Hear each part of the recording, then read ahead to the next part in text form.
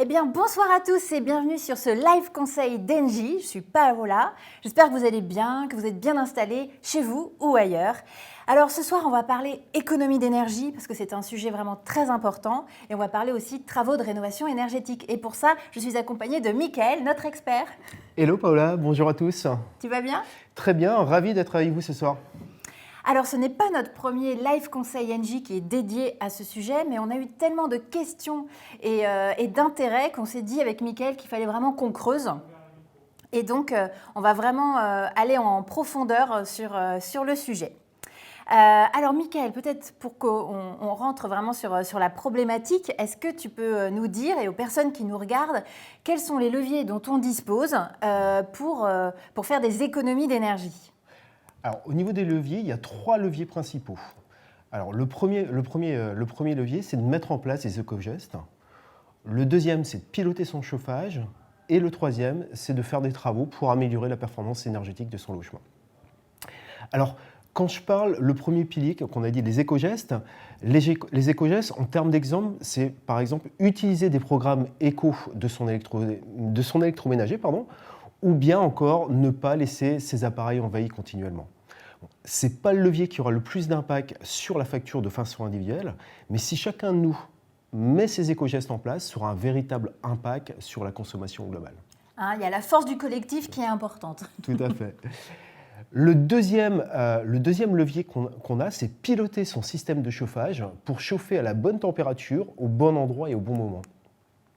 En fait, inutile de chauffer autant son logement lorsqu'il n'est pas occupé.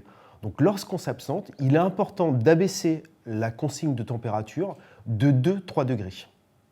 Mais de baisser, pas de couper. Non, tout à fait. C'est important, quand je dis abaisser de 2-3 degrés, ne pas coupler complètement, parce que si on coupe complètement la température, lorsqu'on va remonter en température, lorsqu'on va revenir, en fait, ça va demander une forte puissance de chauffage pour remonter en température et donc une surconsommation. Donc on va perdre les bénéfices finalement. Tout à fait. Donc là, c'est, je dirais, important. Prenons l'exemple, lorsqu'on quitte une pièce, on éteint la lumière. Lorsque je m'absente de mon logement, j'ai le réflexe d'abaisser la température de 2-3 degrés. Et ça va permettre véritablement de faire des économies. Et en plus, ça permet des économies en conservant tout son confort qu'on a à l'intérieur de son logement. Très bien. C'était le deuxième levier donc, de piloter son chauffage. Et le troisième levier, qui est la réalisation, faire des travaux pour améliorer la performance énergétique de son logement. Bon, c'est le levier le plus efficace pour consommer moins d'énergie, mais également pour améliorer son confort, et ceci été comme hiver. Voilà. Et donc, on va se concentrer sur ce troisième pilier, qui est celui donc, de faire des travaux de rénovation énergétique. Ouais. Mais avant cela, Mickaël, il faut que tu nous dises et que tu nous expliques qu'est-ce que c'est exactement que la performance énergétique d'un logement. Alors, la performance énergétique d'un logement, la performance énergétique d'un logement, elle décrit la quantité d'énergie que consomme un logement sur une année. Cette consommation d'énergie, elle va dépendre de la qualité du bâti, du logement concerné, notamment de son isolation, mais aussi des équipements énergétiques et de leur mode de fonctionnement. Alors, j'insiste beaucoup sur la partie isolation. Pourquoi ? Parce que l'isolation, c'est quelque chose qui n'est pas visible, qu'on ne voit pas. Et pourtant, donc de ce fait-là, on n'y pense pas. On n'a pas le réflexe de penser à son isolation parce qu'on ne la voit pas. Alors que c'est un élément super important. Pourquoi ? Parce que je peux avoir le meilleur système de chauffage que je veux dans mon logement. S'il n'est pas isolé, je ne vais pas réussir à conserver la chaleur au sein de ce logement. Je dirais c'est un petit peu c'est comme si on essayait de chauffer son logement en laissant les fenêtres entrouvertes, le fait de ne pas avoir une bonne isolation. Autant dire que ce n'est pas très pratique, pas très efficace. Alors, Mickaël, concrètement, comment est-ce qu'on mesure la performance énergétique ? Est-ce que moi, je peux le faire, par exemple ? Tu peux le faire, Paola. Je peux tenter. Tu peux le faire. À vrai dire, tu peux estimer l'étiquette énergétique de ton logement. Et pour ça, il existe différentes solutions, dont notamment des simulateurs. Mais il faut savoir que ça restera une estimation. Par exemple, ça n'aura pas de valeur réglementaire. Quand je dis valeur réglementaire, pourquoi je parle de valeur réglementaire ? Parce que justement, cette étiquette énergétique, elle est demandée dans le cadre des transactions immobilières. D'accord. Et donc là, pour répondre à cette exigence réglementaire, là, tu dois faire appel à un diagnostiqueur qui va venir dans ton logement pour réaliser le diagnostic de performance énergétique. Et derrière, il va te restituer cette performance au travers d'une lettre qui va de A à G. A étant les logements les plus économes et G les logements les plus énergivores.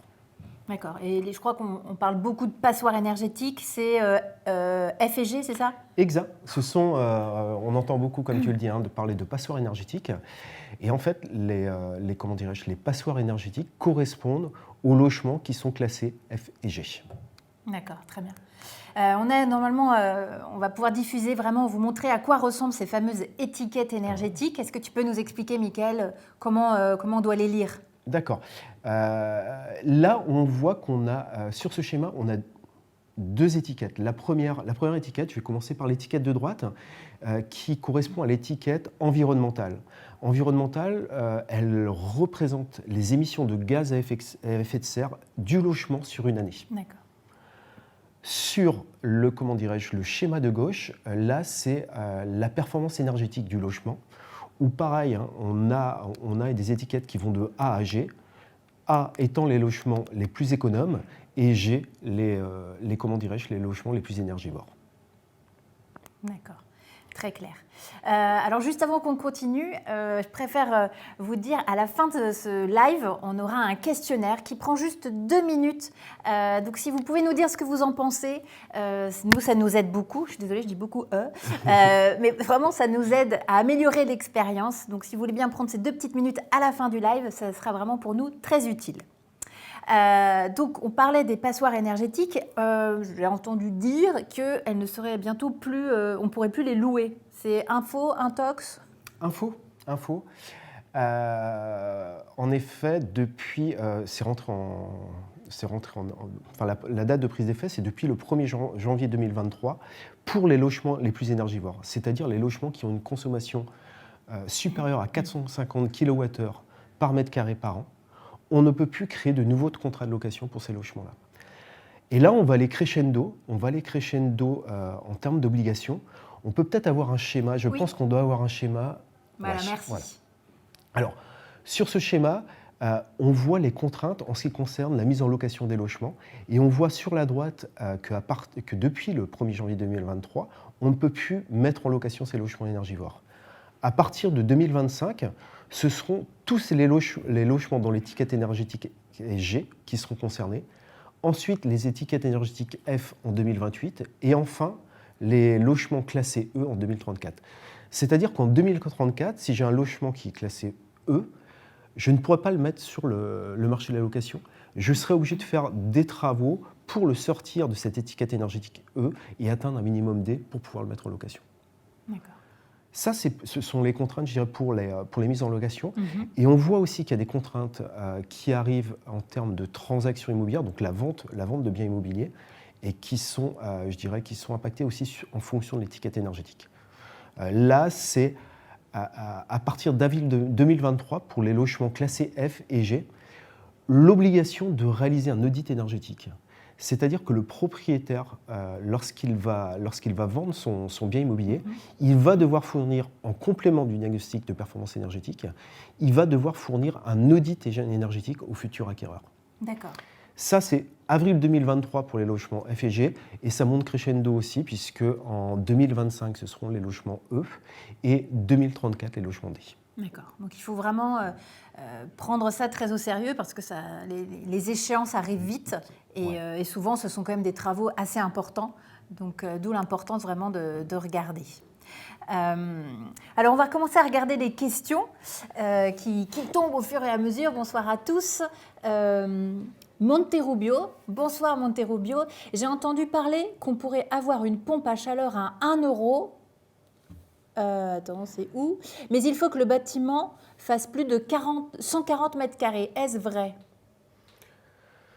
Alors, une pompe à chaleur à 1 €, bon, ça reste une offre commerciale. Alors, une pompe à chaleur, il y a des aides financières qui existent, qui permettent de financer une partie, du matériel installé.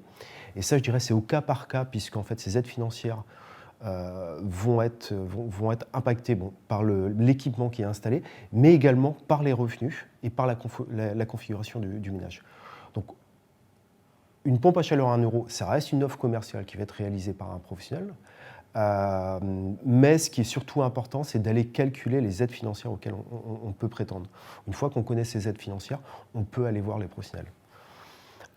On peut avoir une pompe à chaleur, on peut avoir des offres commerciales en fait. Chaque entreprise peut avoir une offre commerciale, mais ce n'est pas une offre. Ça paraît quand même. Et puis en tous les cas, ce n'est pas une offre d'État, ce n'est pas une offre quelque chose, c'est une politique commerciale d'une entreprise de pouvoir la proposer, de proposer 1 euro. D'accord, très bien. Autre question d'Éric. Bonsoir Éric. Comment se faire aider pour avoir un diagnostic général des travaux à effectuer pour obtenir une vignette B par exemple? D'accord. Là, dans tous les cas, en fait, il y a comment dirais-je, un état des lieux à réaliser. On parlait d'audit énergétique juste à l'instant. Ça correspond vraiment à la situation indiquée. C'est-à-dire que là, c'est un technicien qui va venir à domicile, qui va faire un état des lieux du logement, pour évaluer la performance énergétique de ce logement. Et derrière, dans le cadre de l'audit énergétique, il va vous faire différents scénarios de travaux. Et ces travaux-là, il va les chiffrer d'un point de vue financier. Il va vous estimer aussi les aides que vous pouvez initier. Et derrière, il va dire, en faisant tel type de travaux, vous allez passer de telle étiquette énergétique à telle étiquette énergétique. Donc là, par rapport à la situation évoquée, c'est vraiment l'audit énergétique qui permet de répondre à cette situation. Peut-être que justement, ça peut être intéressant pour les personnes qui nous regardent de vraiment déterminer la différence entre le diagnostic énergétique et l'audit. Ok.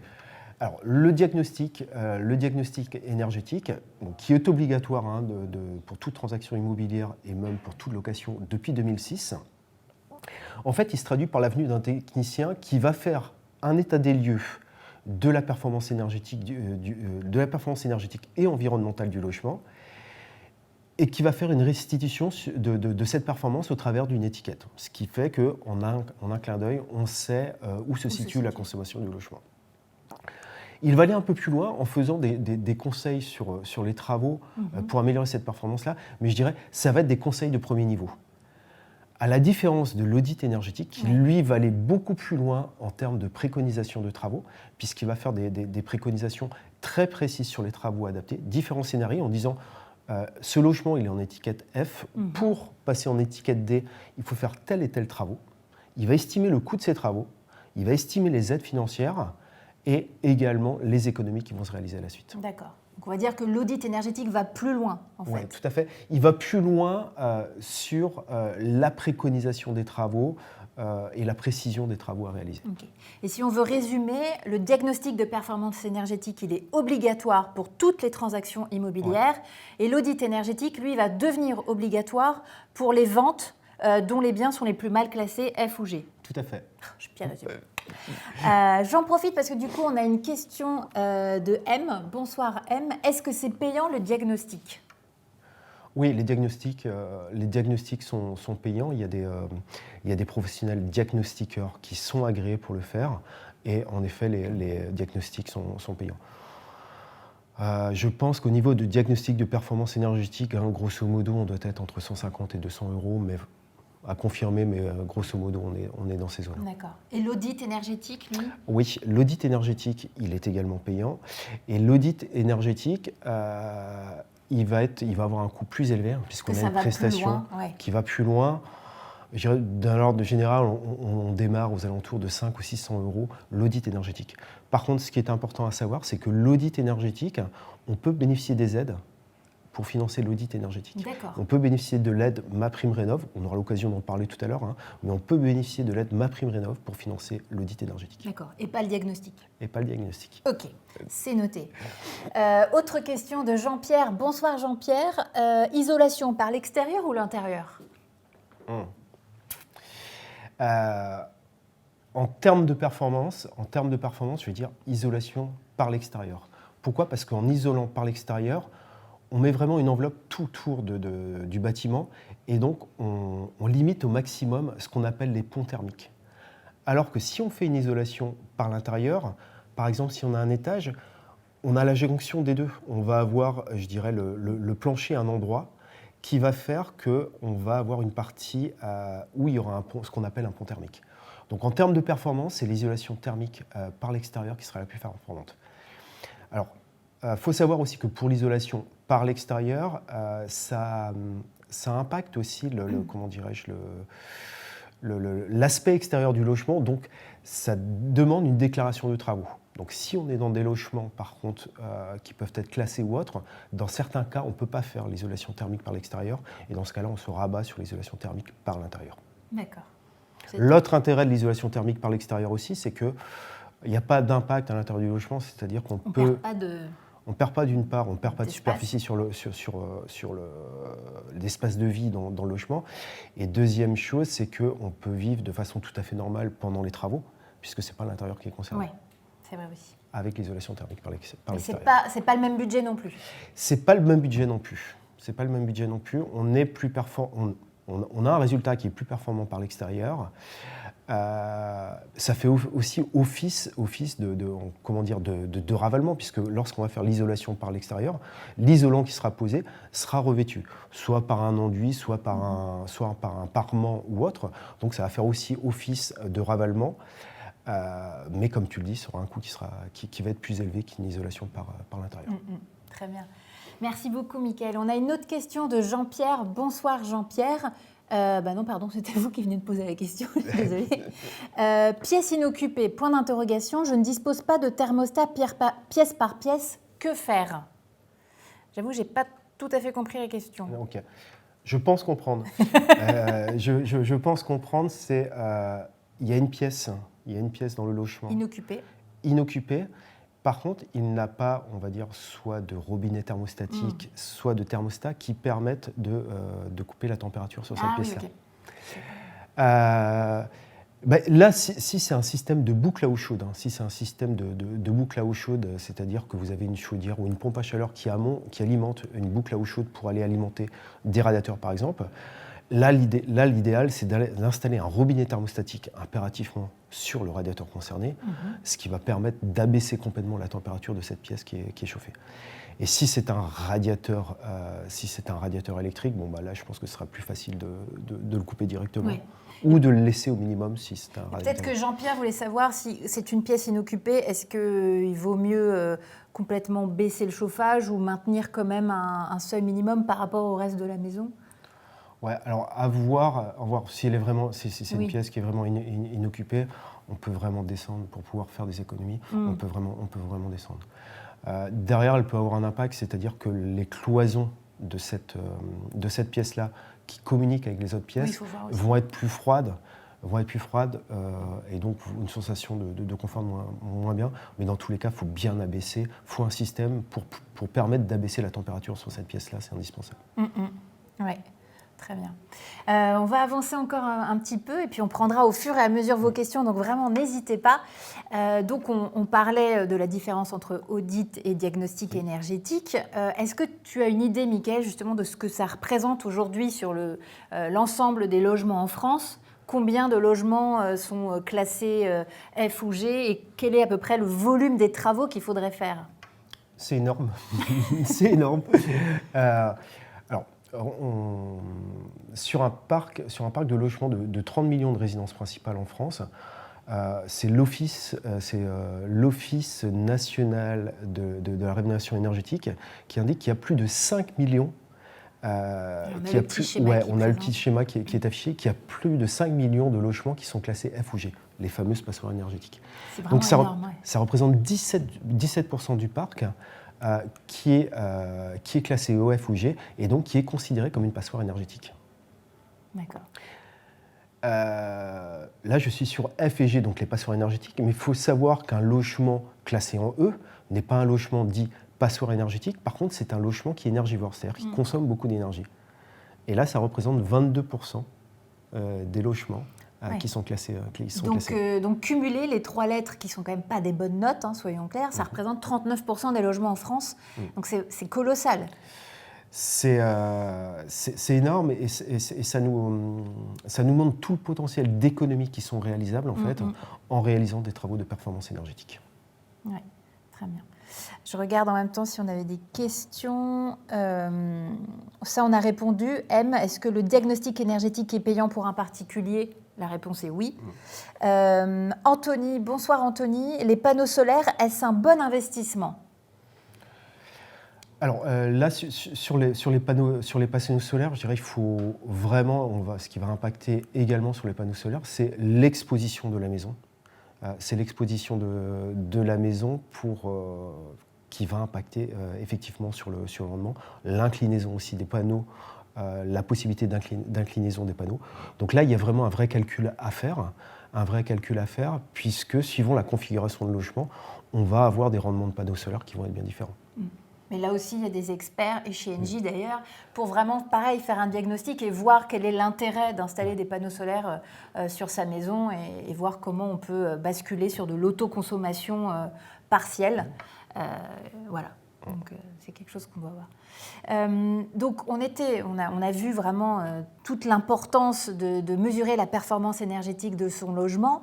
Maintenant, quand on identifie cette note, on voit qu'il y a des travaux à faire, on se pose beaucoup de questions. Par quoi il faut commencer? Est-ce qu'il faut que je fasse d'abord des travaux du bâti? Est-ce qu'il faut que je privilégie les équipements de chauffage de ma maison? Combien ça va coûter? Enfin bref, il y a beaucoup de questions qui se posent à l'esprit. Comment est-ce qu'on fait pour mettre au clair tout ça? Oui, tu as raison, Paula. Il y a beaucoup de questions et c'est important de se poser ces questions-là. C'est important de se poser les questions avant de se lancer dans les travaux de rénovation énergétique. C'est important pour faire les bons choix. C'est important parce que là, on a parlé juste d'isolation des murs, par exemple. Mais je disais que l'isolation des murs, c'était une très bonne solution, mais ce n'est pas ce qui va convenir en priorité à l'ensemble des logements. Chaque logement est différent. Donc avant de se dire je vais me lancer dans tel ou tel travaux, pour prioriser, la première question qui est à se poser, c'est quels travaux je dois faire en priorité dans mon logement. Ça, c'est la première question. La deuxième question qui va arriver très très rapidement, c'est combien ça va me coûter. Oui, c'est important comme question. Tu parlais également d'aide, je dirais c'est le troisième point qui arrive, c'est-à-dire une fois que je connais le coût de ces travaux, on sait qu'il y a de multiples aides qui existent, de laquelle je peux bénéficier, moi personnellement, par rapport à la typologie de travaux que j'ai déterminée. Et puis après, la question, c'est à qui fait-on appel pour faire ces travaux? Et donc, comment on fait pour répondre à toutes ces questions, Michael? Alors, pour répondre, justement, pour accompagner les particuliers dans leurs projets de travaux et se lancer en toute confiance, en fait, Engie a mis en place un parcours travaux qui se compose de plusieurs briques. Et notamment, la première de ces briques, c'est un simulateur de bilan énergétique qui permet justement de faire un état des lieux de son logement, d'avoir une estimation, une projection de l'étiquette énergétique et de prioriser les travaux à réaliser dans ce logement pour améliorer l'étiquette énergétique de ce logement. Voilà. Et donc du coup, ça revient à répondre à la question de Michel. Bonsoir Michel, comment obtenir une aide directement auprès d'Engie? Eh bien notamment avec ce parcours travaux. Oui, tout à fait. Alors, on va le voir tout à l'heure, hein, comme je disais tout à l'heure, la première chose, c'est de faire l'étude énergétique, le bilan énergétique de son logement. Ensuite, on va le voir derrière sur les aides financières. Et avoir une aide financière, là, la question, c'est d'avoir une aide financière d'Engie. Là, on pense à la prime économie d'énergie d'Engie. Pour ce faire, on se rend sur le site monespaceprime.engie.fr, sur lequel on va pouvoir estimer déjà les différentes aides. On va pouvoir aller s'inscrire pour pouvoir bénéficier de cet accompagnement financier de la part d'Engie. Très bien. Donc on va voir le premier pilier de ce simulateur et on a rempli pour vous déjà tous les champs, histoire de gagner du temps, et on va vraiment regarder ensemble les résultats. Ouais. Donc le simulateur d'étiquette énergétique, là, comme le disait juste Paula, on l'a fait ensemble pour gagner du temps en amont, c'est-à-dire qu'on a renseigné en fait les informations concernant le logement. Derrière, une fois que j'ai renseigné ces éléments, j'ai cette restitution. Alors cette restitution, elle m'est directement proposée sur le site, mais aussi je peux la recevoir, si je le souhaite, par email sous format PDF directement. Et là, ce que je vous propose, c'est de regarder justement cette restitution qu'on voit à l'écran d'ailleurs. C'est celle de mon logement, donc j'avoue que j'ai un peu peur. N'aie pas peur, Paola, parce que, ok, il va y avoir une étiquette. Il va y avoir des travaux à faire, a priori. Il va y avoir une étiquette, mais je dirais que le plus important, là, c'est vraiment de faire le bilan et de savoir se dire, bah voilà, quels sont les points forts et les points faibles de mon logement, quoi. C'est surtout ça qu'il faut retenir avant l'étiquette, je dirais. Oui, tu as raison. Alors, Si on regarde, ça c'est la restitution. Tout à l'heure, je vous parlais qu'on peut recevoir cette restitution de simulateur. Parce que là, on voit une page blanche. Via email, via un PDF par email. Et ben là, en fait, c'est cette restitution. Alors, on voit que dans un premier temps, on a renseigné des informations sur le logement, le type de logement, est-ce que c'est une maison, de quelle année, sa superficie.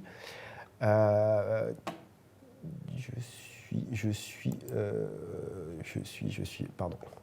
Hop.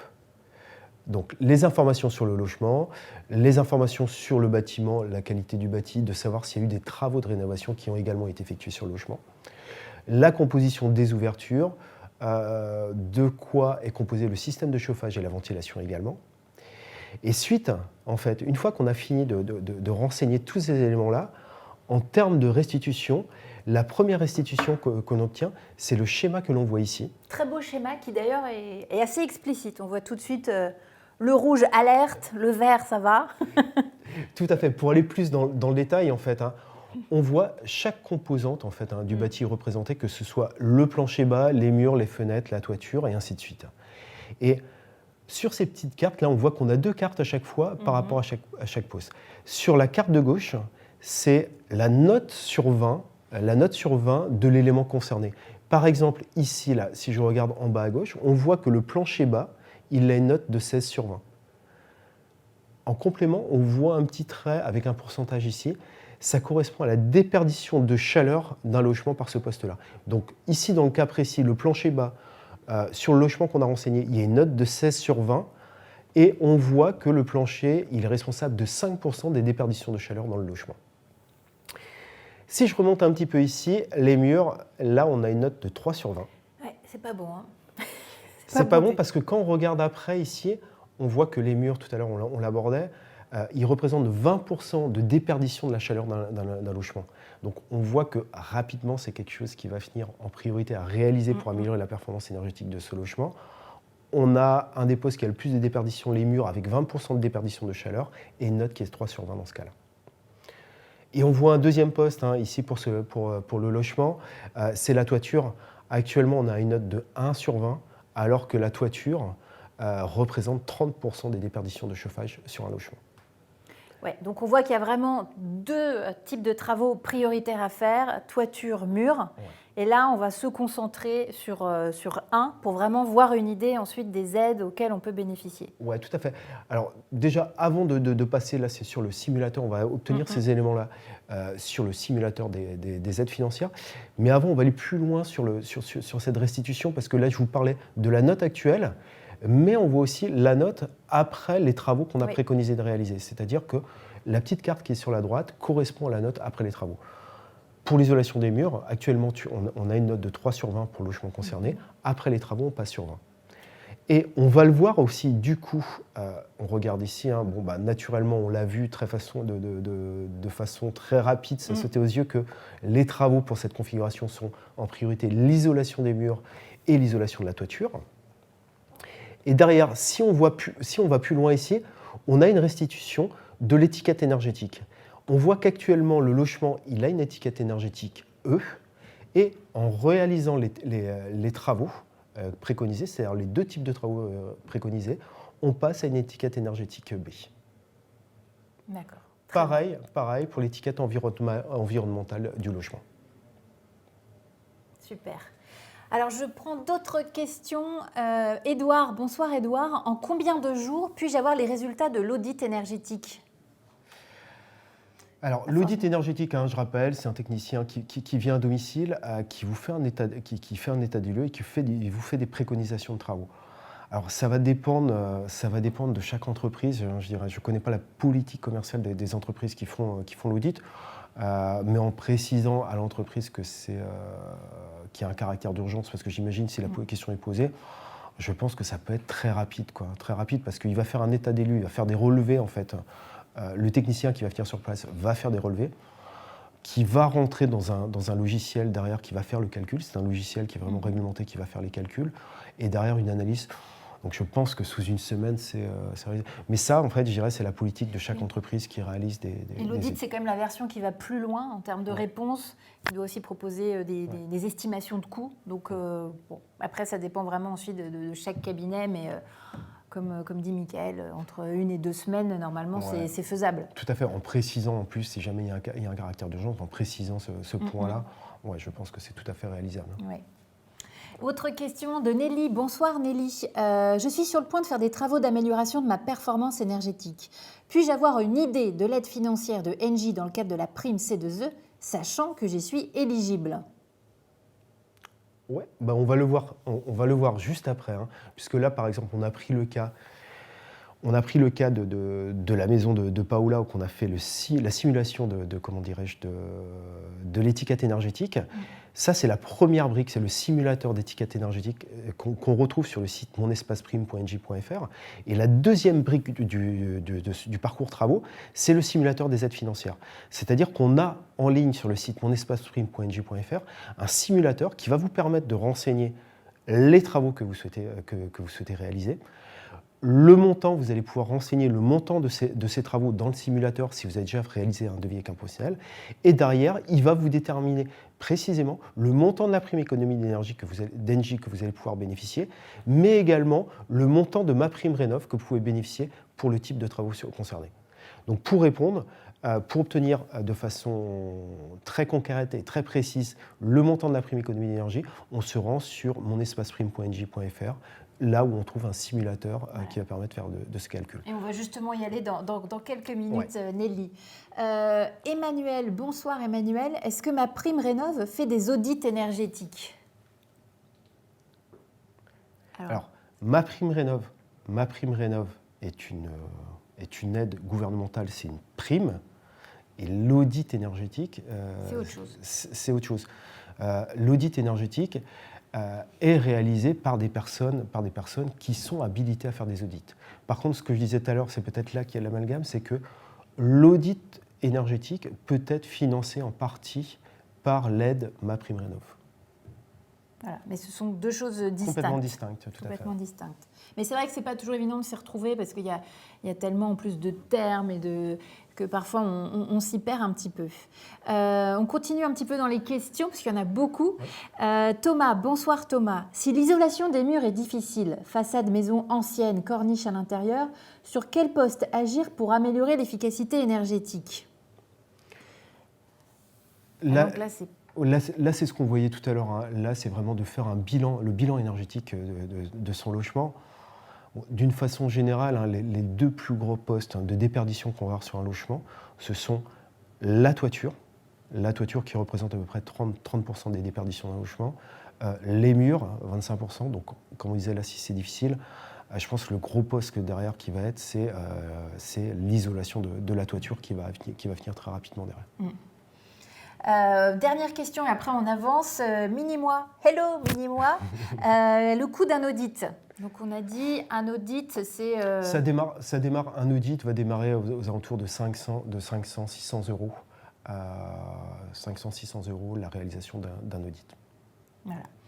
Alors du coup, maintenant qu'on a vu que j'avais des travaux de rénovation à faire dans ma maison et donc en priorité murs et toiture, on va regarder maintenant le deuxième pilier donc de nos simulateurs Engie, c'est voir de quelles aides financières concrètement on peut bénéficier. Et donc là aussi, on a rentré les informations pour aller un petit peu plus vite. Et avec Mickaël, on va vraiment explorer du coup les résultats. Tout à fait. Alors là, sur le simulateur financier, en fait, je vais reprendre ici les éléments qu'on a renseignés. Hop, on va avoir les premiers éléments. Donc le simulateur, hein, pour rappel, le simulateur, il est en ligne, hein, il est tout à fait disponible. Sur notre site.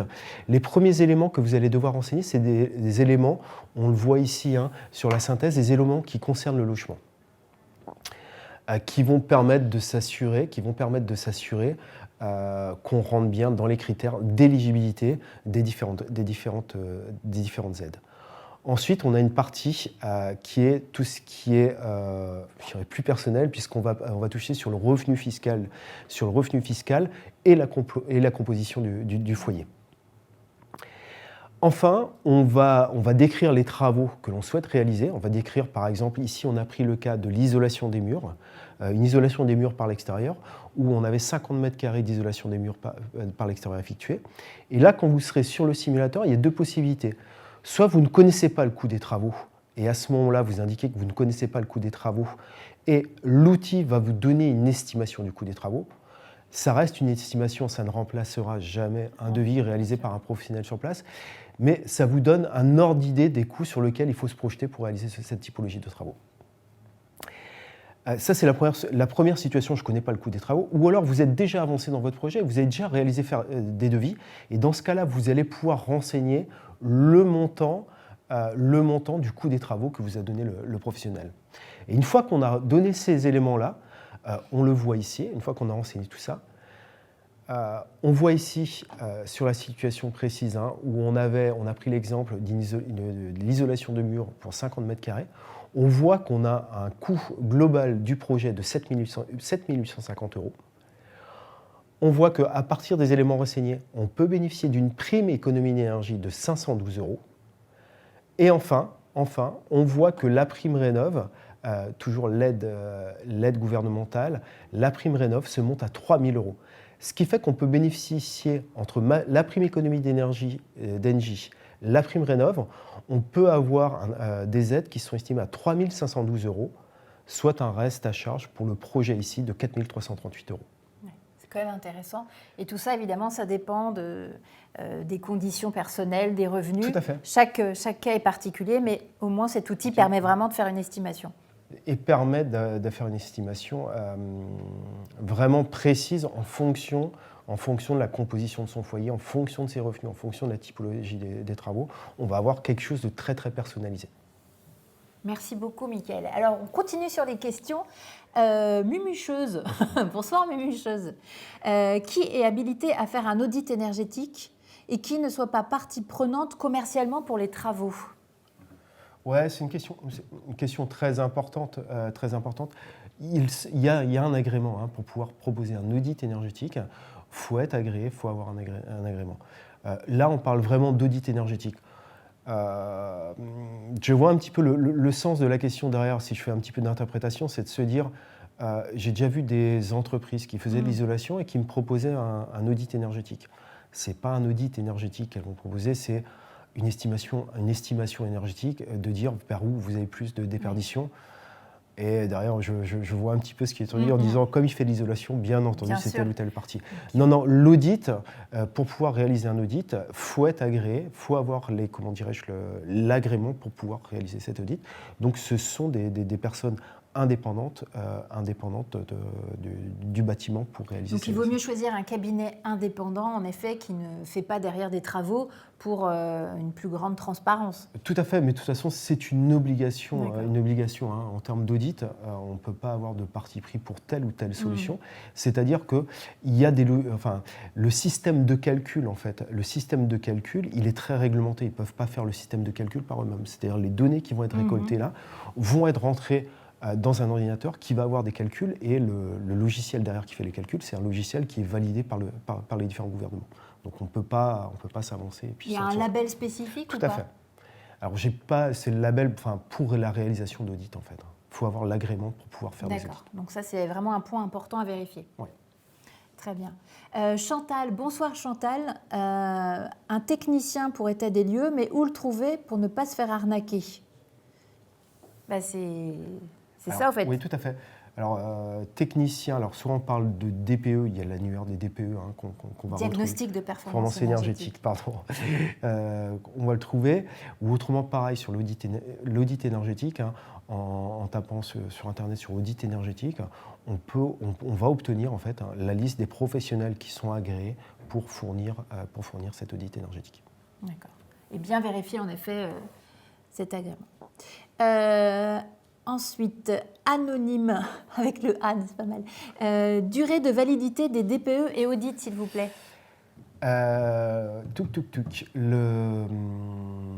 Le DPE, le DPE, ça va être 10 ans de validité pour un DPE. Donc le diagnostic. Oui, le diagnostic de performance énergétique, c'est 10 ans.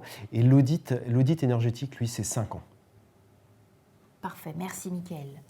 Mario, ciao Mario. Isolation par extérieur, mur et ou toiture, quel est le meilleur gain? Bon, on a envie de dire que à chaque fois c'est un peu du cas par cas, il faut vraiment faire le diagnostic global, c'est ça? Tout à fait. Alors on pourrait se dire, avoir un premier élément, dire il y a la plus grande déperdition d'une façon générale si un logement ne comportait pas du tout d'isolation. La plus grande déperdition se ferait par le toit et ensuite ça serait les murs. Là aujourd'hui, il faut faire un état des lieux déjà dans le logement concerné.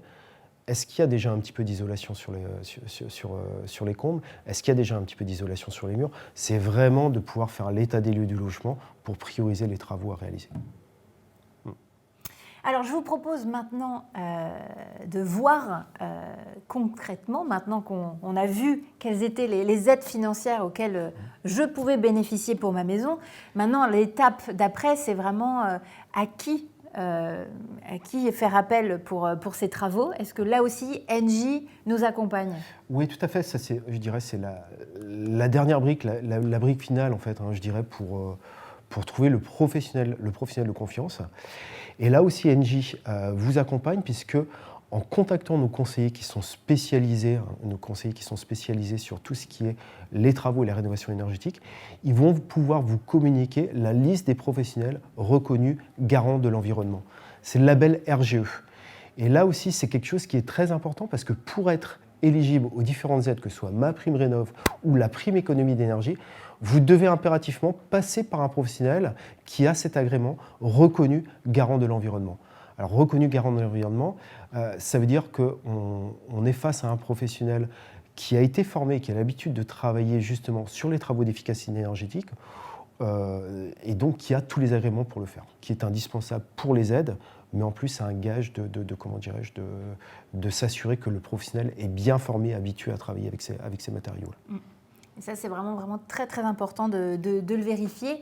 Et puis, peut-être qu'on peut vous partager déjà aussi le numéro de téléphone où vous pouvez joindre nos conseillers. Ils sont 43 conseillers vraiment experts en rénovation énergétique et ils peuvent vraiment vous aider dans votre projet.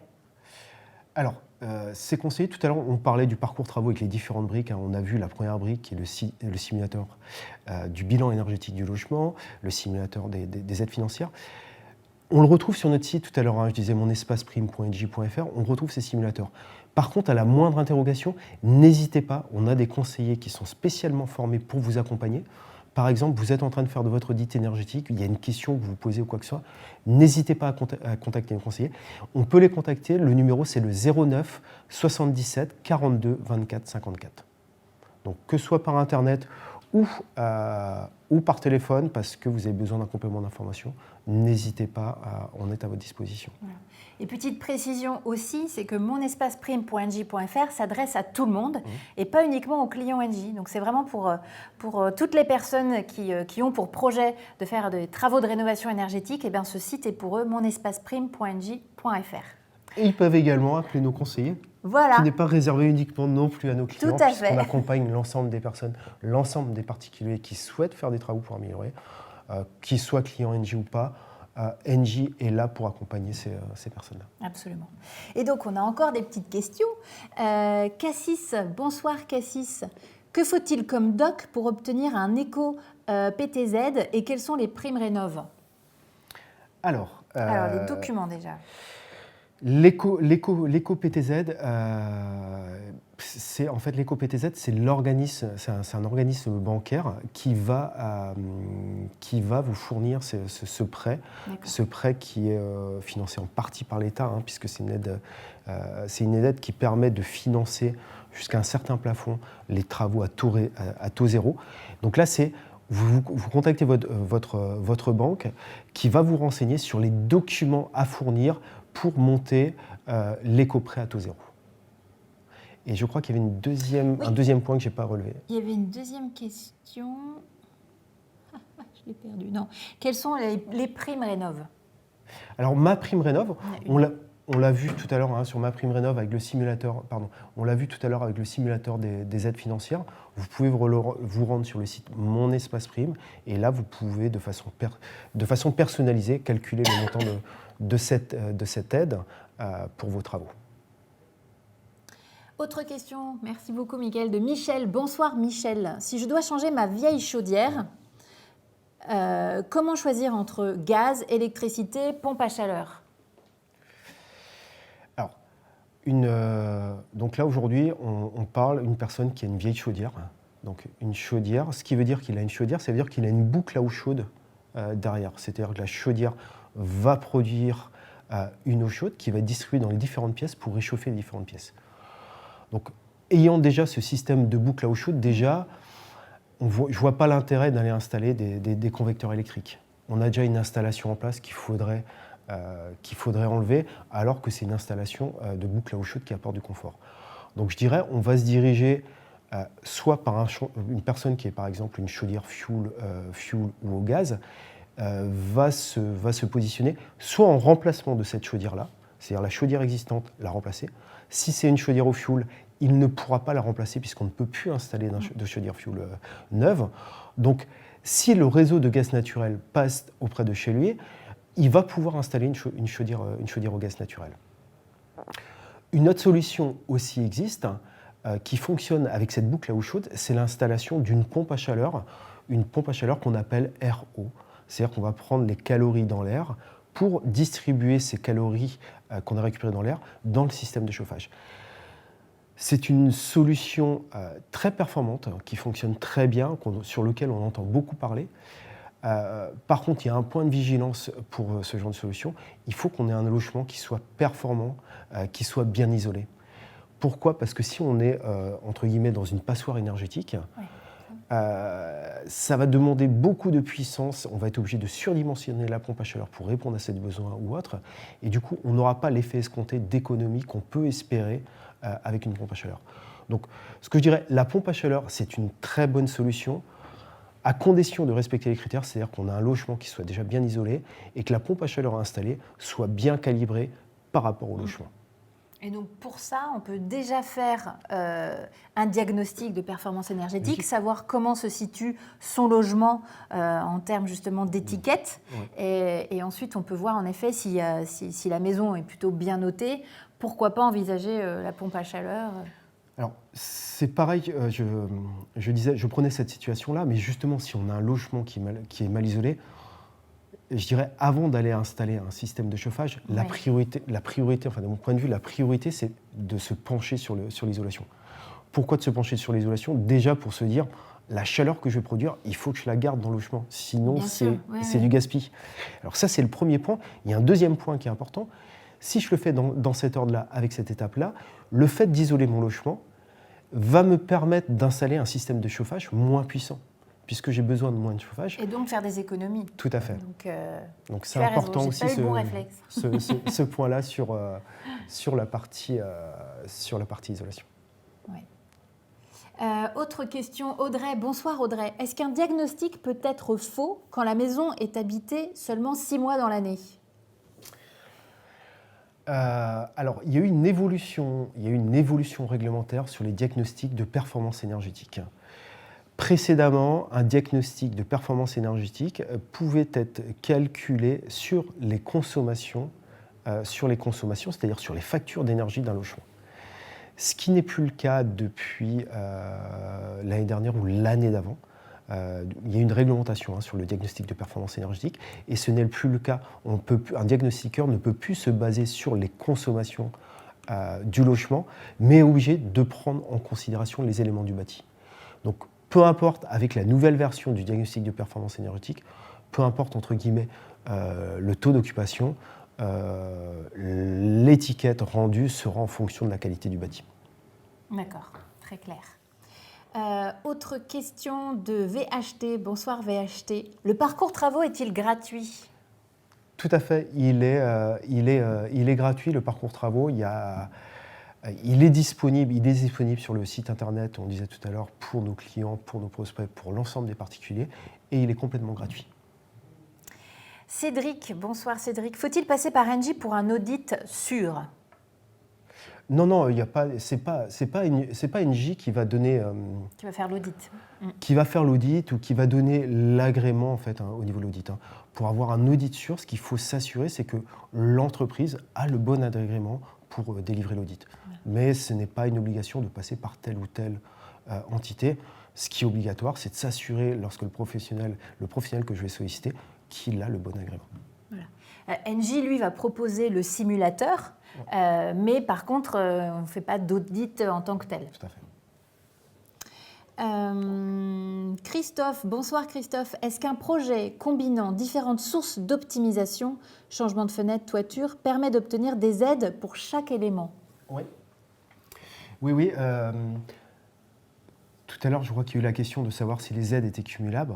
En effet, ma prime économie d'énergie, ma prime rénov et la prime économie d'énergie d'Engie sont tous les deux cumulables, déjà pour une même typologie de travaux. Ensuite, je peux bénéficier de ces deux aides-là pour, par exemple, l'isolation de mes murs et pour le remplacement de mon système de chauffage. Donc, pour chaque typologie de travaux, je peux bénéficier des aides. Et ça, une fois de plus, ce que je vous invite à faire, c'est d'aller sur le simulateur des aides financières pour avoir vraiment le montant précis des aides dont vous pouvez bénéficier. Et du coup, ça répond à la question de Jean-Pierre qui disait « Mais comment s'y retrouver avec toutes ces aides ?»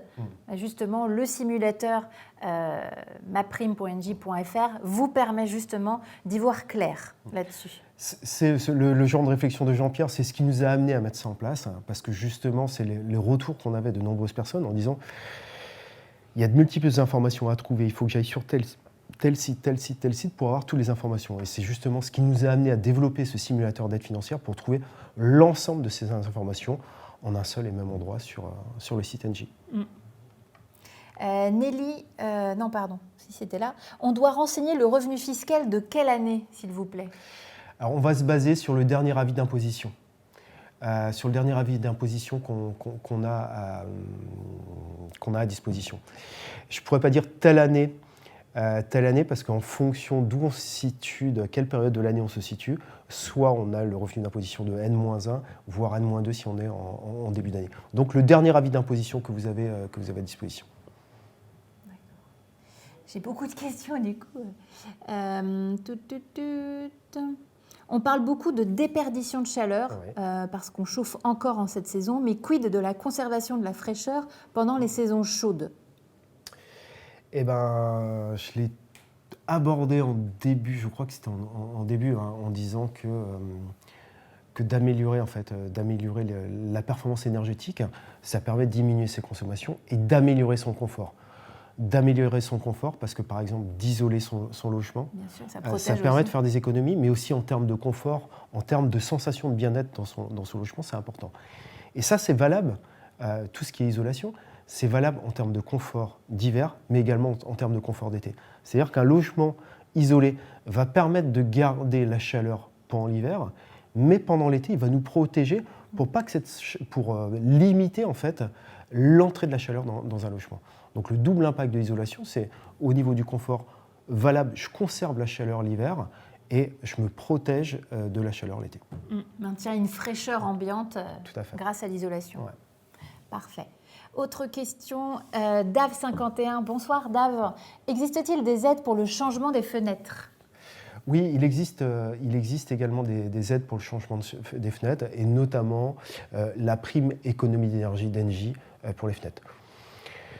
Il faut savoir que les aides, par exemple, sur la prime économie d'énergie, ce n'est pas sur ce poste-là, dans le remplacement de fenêtres, qu'on va avoir le maximum d'aides. Pourquoi? Parce que le montant de ces primes, qui est un barème qui est déterminé par le gouvernement, en fait, au niveau des économies réalisées. Et en fait, le montant de la prime sera plus ou moins élevé, notamment en fonction de l'économie qui sera réalisée par les matériaux installés. Et on voit que la fenêtre, ce n'est pas non plus ce qui va permettre d'obtenir le maximum d'économie, par exemple par rapport à l'isolation des murs. On voit qu'on va avoir des aides qui vont être plus élevées sur de l'isolation des murs par rapport à un remplacement de fenêtre. Mais il existe bien quand même des aides pour le remplacement des fenêtres. Alors, question de Dave51. Bonsoir Dave. Est-il vrai que si l'on bénéficie des aides de l'État pour les travaux de rénovation énergétique, nous devons nous engager à rester dans le logement 5 ans? Je n'ai pas entendu ça.